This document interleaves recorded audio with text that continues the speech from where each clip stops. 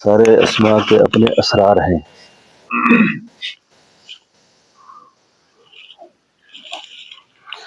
جتنے اللہ کے ناموں کا ورد کیا جاتا ہے، ہمارے ایک بزرگ تھے حضرت مولانا غلام ربانی صاحب رحمۃ اللہ علیہ، وہ فرمایا کرتے تھے کہ جتنے وظائف کرتا ہے آدمی، ان سے بندہ اسم ذات تک پہنچتا ہے، اور اسم ذات سے بندہ اللہ کی ذات تک پہنچتا ہے۔ تو ترک معاصی جس آدمی کو نصیب ہو، گناہ گار نہ ہو، اس وظیفے کا تھوڑی دیر کا مراقبہ وہ ہزاروں وظائف سے بھاری ہے۔ یہ سیف قاطع ہے، جادو، شریر جنات، اور اسی طریقے سے حاسدین کا حسد، یہ اللہ کے اس مبارک نام کے سامنے نہیں ٹھہر سکتا۔ لیکن اکثر اوقات یہ ہے کہ ہماری نیتیں ٹھیک نہیں ہوتی، ہم عملیات کرتے ہیں۔ عملیات الگ چیز ہے، اور کوئی وظیفہ بھی عملیات کی نیت سے جب پڑھا جاتا ہے تو اس کے اثرات، نتائج الگ قسم کے ہوتے ہیں۔ اور جو معرفت کے لیے پڑھا جاتا ہے کہ مجھے اس سے اللہ مل جائے، تو اس میں ہمیشہ یہی کوشش کرنی چاہیے کہ آدمی کوئی بھی قرآن کریم پڑھتا ہے، تلاوت کرتا ہے، معمولات کرتا ہے، اس میں اللہ کی نیت کرنی چاہیے۔ جیسے یہ تعویذوں والے لوگ، عملیات والے، کتنی پڑھائیاں کرتے ہیں، لیکن مقصود یہ ہوتا ہے کہ تعویذ مضبوط ہو جائے، عمل ہمارا ٹھیک ہو، وہ اسی عمل کے لیے کرتے ہیں۔ تو اس میں ذات کا جو مراقبہ ہے، یہ ظلمت کو جلاتا ہے، یہ ظلمت کو جلاتا ہے۔ جتنے انسان کے اندر وساوس پیدا ہوتے ہیں، خطرات پیدا ہوتے ہیں، ان سب کے ساتھ اللہ کے اس مبارک نام کی برکت سے غیر معمولی فائدہ ہوتا ہے۔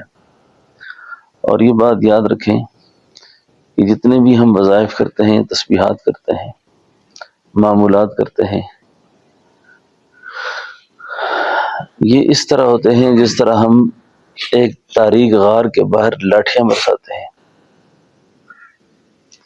ایک تاریک غار کے باہر لاٹھی برساتے ہیں، یعنی غار کے اندر کچھ پتہ نہیں ہوتا یہ کیا کیا اس نے۔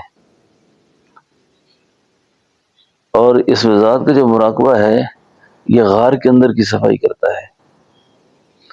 اس کا جھگڑا سارا غار کے اندر کی چیزوں سے ہوتا ہے، اور ان اندر والی چیزوں کو سے اس کا زبردست قسم کا مقابلہ ہوتا ہے۔ اور آپ ایک لفظ پڑھتے سنتے ہوتے ہیں کہ جی فنا نفس نصیب ہو جائے، فنا قلب نصیب ہو جائے۔ فنا کی دولت بغیر اس ذات کے مراقبے کے حاصل نہیں ہوتی۔ گنتی کے ذکر سے ثواب ہوتا ہے، گنتی کی تسبیحات سے ثواب ہوتا ہے، نفس کا علاج نہیں ہوتا۔ نفس کے علاج کے لیے باطن کا ذکر ضروری ہے، باطنی ذکر ضروری ہے، قلبی ذکر ضروری ہے۔ اور جیسے میں نے عرض کی، یہ غار کے باہر جو لاٹھیاں برسانے والی بات ہے نا، اکثر ریاضت کرتے ہیں، زہد کرتے ہیں، لیکن ان سے غیبت نہیں چھوٹتی، ان سے بدنظری نہیں چھوٹتی، ان سے جھوٹ نہیں چھوٹتا، حرام خوری نہیں چھوٹتی، کبائر کا وہ مسلسل ارتکاب بھی کرتے ہیں اور تسبیحات بھی کرتے ہیں، یعنی باطن ٹس سے مس نہیں ہوتا اس سے۔ تو یہ اللہ کے نام کی جو دولت ہے نا مراقبے والی، اس کو کیا کریں۔ یہ تو اتنی آسان ہے، جیسے ایک بندہ اگر اس وقت تلاوت نہیں کر سکتا، کوئی نیند کا غلبہ آ رہا ہے، اب لیٹنے کے لیے جب لیٹ گیا، پہلے ذکر پکڑ کے لیٹ جائے، مراقبہ پکڑ لے، قلبی ذکر شروع کر دے۔ گاڑی میں سفر کر رہا ہے، بس آنکھیں بند کر دے، آنکھیں نہ بھی بند کرے، منہ سر لپیٹ کے اللہ کا نام لینا شروع کر دے۔ الذین یذکرون اللہ قیاما وقعودا وعلی جنوبہم، تو یہ کھڑے بیٹھے لیٹے ہر حال میں یہ ذکر کیا جا سکتا ہے۔ تو یہ بہترین طریقہ ہے کہ آدمی اپنے باطن میں متوجہ ہو جائے، باطن میں متوجہ ہو جائے۔ باطن میں جب متوجہ ہو جائے گا تو دل کی بیماریاں جتنی پیدا ہوتی ہیں وہ اس نور کی برکت سے اللہ تعالیٰ ان کو زائل فرما دیں گے۔ تو جتنا وقت بھی اللہ تعالیٰ نصیب فرمائے، آدمی لیٹتے دوران بھی اس میں ذات کو کرتے کرتے سو جائے۔ کئی دفعہ ساتھی کہتے ہیں کہ مراقبے میں خیالات آتے ہیں، وساوس آتے ہیں، وساوس کا ہجوم رہتا ہے، تو یہ انسان ہے، انسان کو یہ چیزیں آتی ہیں، منتہی سے بھی یہ چیزیں دور نہیں ہو سکتی۔ منتہی جو ہوتا ہے نا، اس سے بھی یہ چیزیں دور نہیں ہوتی۔ مسافر کا کام گزرنا ہوتا ہے، کتوں کا کام بھونکنا ہوتا ہے۔ اس کو زیادہ کتے سے زیادہ حیثیت نہ دیں۔ مسافر کی چیزیں آتی رہتی ہیں، خدا نہ خواستہ اب بہت زیادہ آدمی کا ذہن منتشر ہے، تو زبان بھی ایک لطیفہ ہے، زبان بھی ایک لطیفہ ہے، یعنی اللہ اللہ اللہ اللہ، تو زبان سے کہنا شروع کر دے، زبان سے کہنا شروع کر دے، تو زبانی ذکر سے بھی غیر معمولی فائدہ ہوتا ہے آدمی کو، غیر معمولی فائدہ ہوتا ہے۔ تو اللہ جل شانہ ہمیں ذکر اسم ذات کی حقیقت اور ذکر اسم ذات کے حقائق نصیب فرمائے۔ تو جب بھی مراقبے میں بیٹھا کریں نا، تو کوشش کیا کریں یہ ذکر جو ہے نا دل کے جوہر کے اندر کرنے کی کوشش کیا کریں، اور یہ دل کا پھڑکنا ہلنا یہ ضروری نہیں ہے، ہماری محنت روح کے دل پر ہے، اور دل جو ہے نا اس صنوبری صورت کو نہیں کہتے، جیسے اخروٹ چھلکا ہوتا ہے نا، بادام کے اوپر چھلکا ہوتا ہے، اس کے اندر جو گری ہوتی ہے نا، جو مغز ہوتا ہے، وہ اصل وہ ہوتا ہے۔ تو دل کے اندر جھانک کر کوشش کرے تھوڑی دیر کے لیے کہ دل کے اندر سے اللہ اللہ اللہ اللہ۔ اچھا یہ بھی یاد رکھیں کہ بعض اوقات آدمی کو لطائف پر حرکت ہوتی ہے، اور یہ لطائف پر حرکت کا ہونا یہ بھی اچھی بات ہے، اچھی بات ہے، لیکن اگر کسی کو لطائف پر حرکت نہ ہو تو وہ پریشان نہ ہو، اور جس آدمی کو روح میں ذکر داخل ہو جاتا ہے اس کا جسم کا ادراک ختم ہو جاتا ہے۔ یہ جسم کے ذکر کو لحمی ذکر کہا گیا ہے، قلبی ذکر نہیں کہا گیا، قلبی ذکر روحی ہوتا ہے،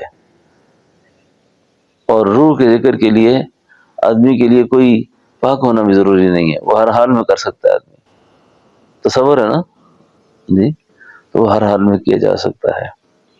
تو انشاءاللہ بقیہ اوقات جیسے اعتکاف کے دن شروع ہو جائیں گے تو ساتھ ساتھ اس ذکر کے حوالے سے مزید بھی بات چلتی رہے گی۔ اللہ پاک ہم سب کو عمل کی توفیق دے۔ نیند کا تو ضروری نہیں ہے کہ آپ کو جس وقت نیند کا غلبہ ہے، جس وقت غلبہ نہ ہو اس وقت کر لیں، جس وقت نیند کا غلبہ نہیں ہے اس وقت کر لیں، اور اگر ذکر کے دوران نیند کا غلبہ آ بھی جاتا ہے نا، آ بھی جاتا ہے، تو کئی دفعہ ایسا ہوتا ہے نا کہ آدمی موبائل پہ یا کسی چیز پہ گھنٹوں بیٹھا رہے اس کو نیند نہیں آتی، کسی اور کام پہ کتنا وقت لگاتا ہے اس کو نیند نہیں آتی، ذکر کی طرف لگتا ہے، تلاوت کی طرف لگتا ہے، اس کو نیند آ جاتی ہے۔ ایک مریض حضرت لاہوری رحمۃ اللہ علیہ سے کہا کہ حضرت میرے اندر یہ بڑی عجیب کیفیت ہے کہ میں ذکر کرتا ہوں یا تلاوت کرتا ہوں فوراً نیند کی طرف متوجہ ہو جاتا ہوں، اور گھنٹوں کسی مجلس میں بیٹھا رہتا ہوں، گپ شپ کا ہو یا ایسا، تو نیند نہیں آتی مجھے۔ فرمایا حضرت نے بڑی عجیب بات فرمائی، فرمایا یہ مجھے بتاؤ کہ آگ کے انگارے پہ کسی کو نیند آئی ہے؟ آگ کے انگاروں پہ کبھی نیند نہیں آتی، چمن میں نیند آتی ہے، پھولوں پہ نیند آتی ہے، خوشی کے ماحول میں نیند آتی ہے۔ تو یہاں اس ماحول میں بیٹھتے ہی آدمی پر سکینت کی کیفیت بھی ہو جاتی ہے، اور کئی لوگ اس کو غفلت سے تعبیر کرتے ہیں کہ یہ غفلت آ گئی ہے۔ غفلت ایک الگ چیز ہوتی ہے، غفلت ایک الگ چیز ہے۔ بعض اوقات ذکر میں اچھے لوگوں کو کئی دفعہ استغراق بھی ہوتا ہے، وہ بظاہر نیند کی کیفیت ہوتی ہے لیکن وہ استغراق کی کیفیت ہوتی ہے، لیکن اللہ تعالیٰ کی توفیق سے اس ماحول میں بیٹھتے ہی ایک قسم کی سکینت آ جاتی ہے، ایک آدمی کو اطمینان محسوس ہوتا ہے۔ اور ابھی اگر ذکر ختم کر دیں، گپ شپ کا ماحول ختم کر دیں، بنا دیں، تو نیند چلی جائے گی، نیند چلی جائے گی۔ تو یہ بالکل واضح فرق محسوس ہوتا ہے، کیونکہ نیند بھی اللہ تعالیٰ کی طرف سے ایک آرام کا، سکون کا ایک بہترین ذریعہ ہے، آدمی بڑے اطمینان میں ہو جاتا ہے، ٹھیک ہے نا۔ تو ہلکا ذکر میں کبھی ایسی کیفیت ہو تو پھر بندے کو مایوس نہیں ہونا چاہیے، ٹھیک ہے نا۔ البتہ کوشش کرے کہ جب غلبہ نہ ہو اس وقت کر لے، نیند کا غلبہ نہ ہو، تو نیند آ بھی جائے تو مایوس نہ ہو، پریشان نہ ہو۔ یہ بھی ایک اللہ کی رحمت ہے کہ نیند سے بھی آدمی کو ذہنی طور پر کافی سارا اطمینان اور سکون ہوتا ہے۔ ربنا تقبل منا انک انت